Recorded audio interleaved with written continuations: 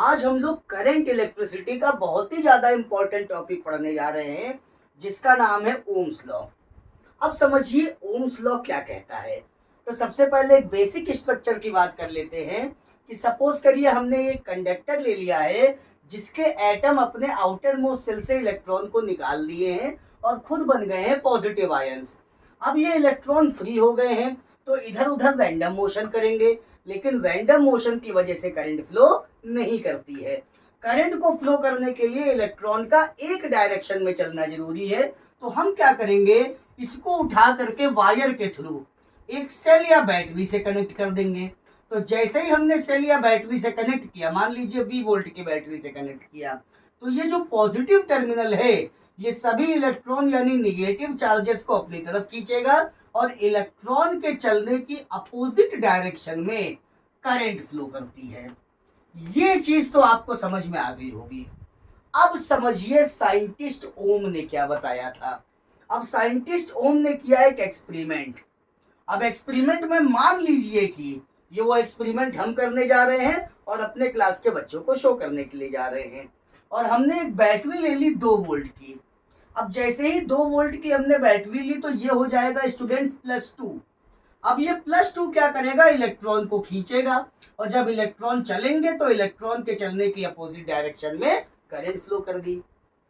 अब हम थोड़ा सा मॉडर्न लेवल पे चलते हैं या अपडेट करते हैं। अब हमने 2 की जगह 5 वोल्ट की बैटरी ले ली। तो ये पहले +2 था, इलेक्ट्रॉन को खींच रहा था, अपोजिट डायरेक्शन में करंट फ्लो कर रही थी। लेकिन अब जैसे ही ये +5 आ गया तो क्या इलेक्ट्रॉन को तेजी से नहीं खींचेगा, और जब इलेक्ट्रॉन तेजी से आएंगे तो करंट भी ज्यादा फ्लो करेगी, क्योंकि इलेक्ट्रॉन तेजी से आएंगे तो टाइम कम लेंगे और करंट का फॉर्मूला होता है I = Q/T, और टाइम कम तो करंट ज्यादा। तो यानी अगर ये +5 हो जाएगा तो इलेक्ट्रॉन को तेजी से खींचेगा, करंट ज्यादा फ्लो करेगी।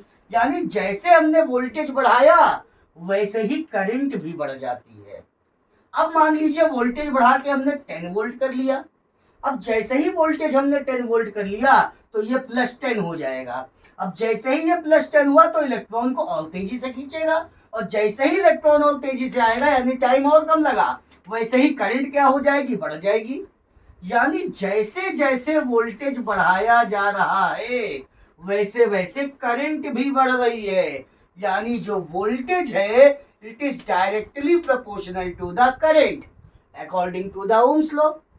ये डेरिवेशन या ये रिजल्ट निकाला था ओम ने अपने ऑब्जर्वेशन के बेसिस पे।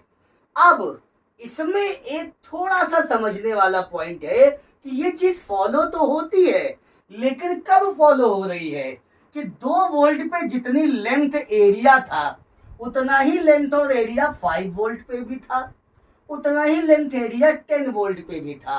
यानी इस कंडक्टर की फिजिकल स्टेट को हमने चेंज नहीं किया है, तब वोल्टेज और करंट क्या है, डायरेक्टली प्रोपोर्शनल है। अगर हम फिजिकल स्टेट चेंज कर देंगे तो ये वाला नियम इस कंडीशन में लागू नहीं होगा। अब आप समझिए कैसे। सपोज करिए कि हमने अपने दोस्त बाबा भयंकर को बुलाया। हमने कहा आओ बाबा एक चीज दिखाते हैं। बाबा ने पूछा क्या दिखाएंगे। हमने कहा आओ देखो एक कमाल की चीज दिखाते हैं। देखो हमने 2 वोल्ट की बैटरी ली है।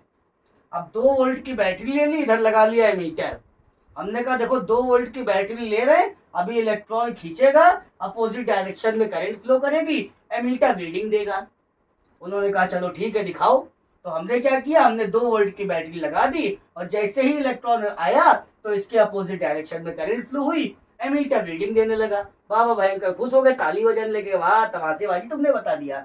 अब उसके बाद हमने क्या किया, हमने कहा कि देखो बाबा एक कमाल की चीज ये है कि अब 2 की जगह हम 5 वोल्ट की बैटरी लगाएंगे, और जैसे ही 5 वोल्ट की बैटरी लगाएंगे तो जो एमीटर कम रीडिंग दे रहा था यानी इसकी सुई कम डिफ्लेक्ट कर रही थी वो अब ज्यादा डिफ्लेक्ट करेगी, क्योंकि वोल्टेज हम जैसा ही बढ़ा रहे हैं वैसे ही करंट भी बढ़ेगा। लेकिन जब ये 5 वोल्ट की बैटरी हमने लगाई तो इस वायर को हमने ऐसे खींच दिया, और जैसे ही वायर को खींचा तो क्या वायर ऐसे पतला नहीं हो जाएगा, और जब वायर पतला हो गया तो जो इलेक्ट्रॉन यहां था वो खींच के यहां चला गया, और जब इलेक्ट्रॉन दूर चला गया तो अब इलेक्ट्रॉन को वहां से यहां तक आने में टाइम लगेगा ज्यादा, और टाइम ज्यादा लगेगा तो करंट क्या हो जाएगी स्टूडेंट्स? करंट हो जाएगी कम।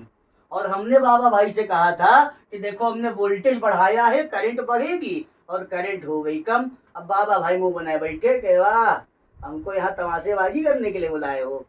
तो यहाँ पे वोल्टेज बढ़ाने पे करंट क्यों नहीं बढ़ी, या डायरेक्टली प्रोपोर्शनल क्यों नहीं निकला?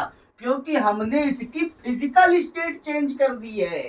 यानी वोल्टेज जो है वो करंट के डायरेक्टली प्रोपोर्शनल तो है, लेकिन कब रहेगा? जब बॉडी की फिजिकल स्टेट यानी लेंथ हो गया, एरिया हो गया, मटेरियल हो गया, टेम्परेचर हो गया, इसमें हम लोग चेंज नहीं करेंगे तब। और जब चेंज नहीं करेंगे तो v will be directly proportional to the i। या अगर प्रोपोर्शनल का साइन हटाए तो इज इक्वल टू का साइन, और यहां हमने लिख लिया कांस्टेंट, और कांस्टेंट इंटू आई आ गया। अब अगर आई अपॉन में आ जाएगा then v upon I will be equal to the constant. तो यहां से भी हम लोग नियम लिख सकते हैं, या यहां से भी लिख सकते हैं, जैसा चाहे लिख सकते हैं। अब आते हैं नियम क्या कहता है।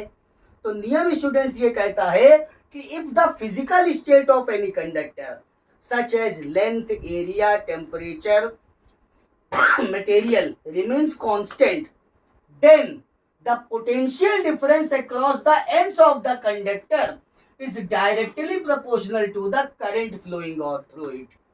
या दूसरे वे में अगर बताना चाहें तो if the physical state of any conductor such as length, area, temperature, material etcetera remains constant, then the ratio of the potential difference across the ends of the conductor to the current flowing in it is always remains constant। यानी voltage और current का ratio क्या होता है?